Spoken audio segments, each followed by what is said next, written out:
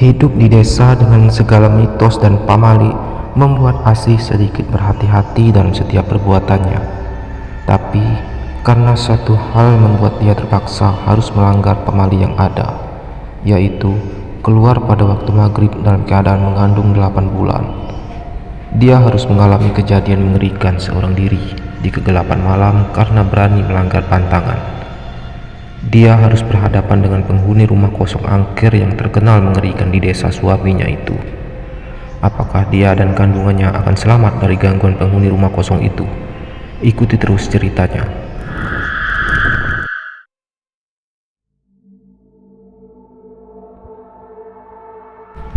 Masuk sih, sudah sore.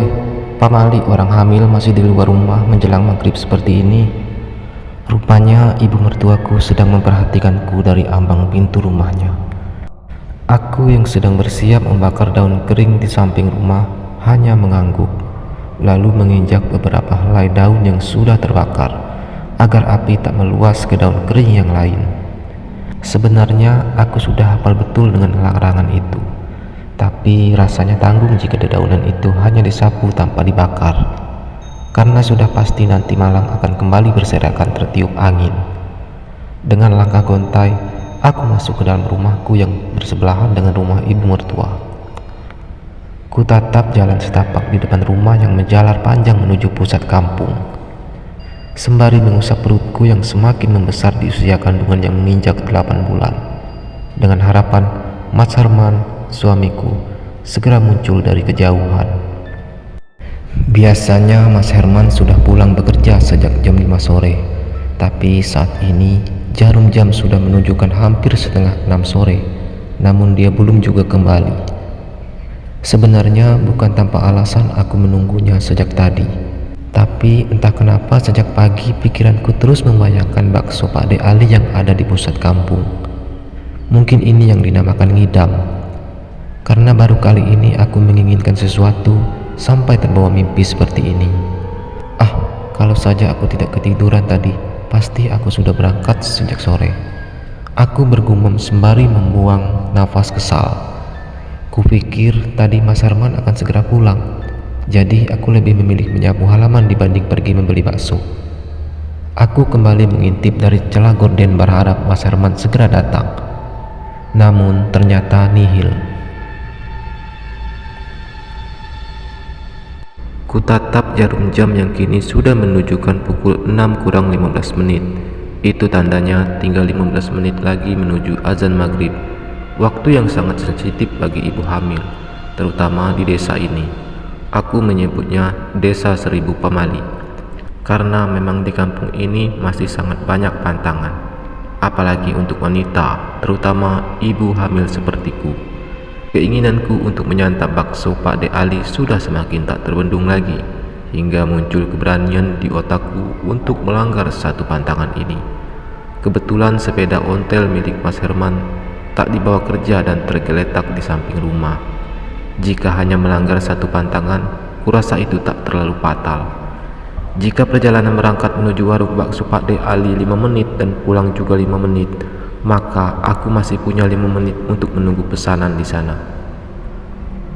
Aku langsung mengambil uang, lalu keluar rumah dengan sangat hati-hati agar ibu tak curiga. Tapi aku harus memastikan jika ibu mertuaku tak melihat aksiku. Sebenarnya hati kecilku merasa takut, tapi keinginanku mengalahkan rasa takut itu. Jika aku menunggu Mas Herman pulang, sudah pasti warung bakso Pak De Ali sudah tutup.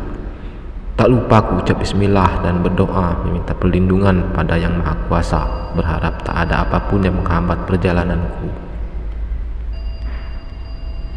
Kukayuh perlahan sepeda tua yang sebenarnya sudah tak layak pakai itu, menyusuri jalan setapak menuju pusat kampung. Ya, rumahku dan ibu mertua memang jauh dari pemukiman penduduk lain. Kami hanya tinggal berdua di kebun peninggalan almarhum bapak, tepatnya di ujung desa. Untuk menuju pusat kampung, aku harus melewati perkebunan sawit tanpa satupun rumah penduduk. Hal itulah yang membuatku takut. Namun, ada satu hal lagi yang membuatku lebih takut, yaitu rumah kosong yang sebentar lagi akan kulewati. Sebenarnya rumah kosong itu menurutku tak terlalu angker. Hanya saja cerita orang-oranglah yang membuat rumah kosong itu terkesan mistis dan menakutkan. Aku memang baru beberapa kali melewati rumah kosong itu, karena aku termasuk penduduk baru di kampung ini. Ya, baru 2 bulan aku tinggal di sini. Tapi aku sering mendengar cerita orang-orang tentang rumah tersebut. Hatiku semakin berdebar kala sepeda yang kukayu semakin mendekati rumah kosong itu. Bulu kuduku terasa berdiri saat aku benar-benar berada di depan rumah itu. Suasana pun terasa lebih dingin, hingga tak terasa aku mengayuh sepedaku dengan begitu kencang. Hal yang sangat kutakutkan benar-benar terjadi. Rantai sepeda itu terputus karena aku terlalu kuat mengayuh. Lebih sialnya, kenapa harus di depan rumah kosong ini? Aku terpaksa turun dari sepeda dengan jantung yang semakin berdetak tak karuan. Kulihat rantai itu sudah tak berada di jalurnya, sedangkan aku tak punya banyak waktu untuk membenarkan kembali rantai itu.